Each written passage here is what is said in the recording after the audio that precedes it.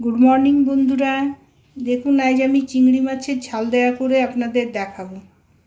দেখুন এতে আমি বেছে নুন হলুদ মেখে নিয়েছি। এতে লাগছে টমেটো, লাগছে রসুন, কাঁচা লঙ্কা, সরষে আর হলুদ আর নুন আর সরষের তেল দিয়ে আমি এটা বানাবো। চলুন বানিয়ে দেখাই।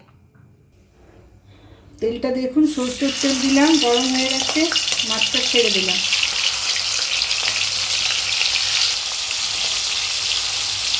বেশি ভাজার দরকার নেই, হালকা ভাজবো।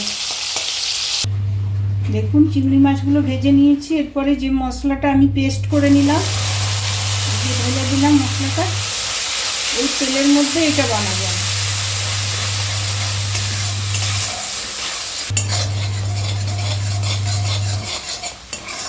দেখুন ভাজা ভাজা হয়ে গেছে। এরপরে আমি জলটা দিয়ে দিলাম।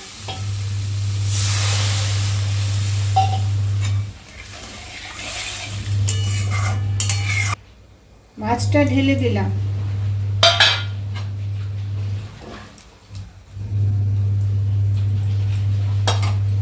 পাঁচ মিনিট লাগবে। এই দেখুন দুটো কাঁচা লঙ্কা দিলাম, কাঁচা তেল দিলাম, সরষের তেল দিলাম। এরপরে ধনে পাতাটা দেব।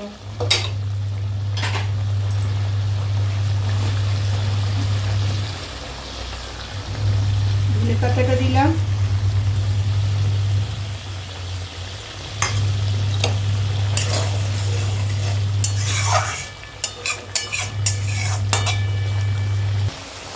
দেখুন চিংড়ি মাছের ঝাল দেওয়া হয়ে গেছে। এরপরে আপনাদের আমি নামিয়ে দেখাবো।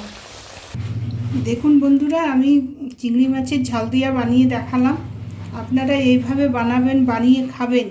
খেয়ে লাইক করবেন, শেয়ার করবেন। আপনারা সবাই ভালো থাকবেন। পরের ভিডিওতে আবার আসছি। বাই।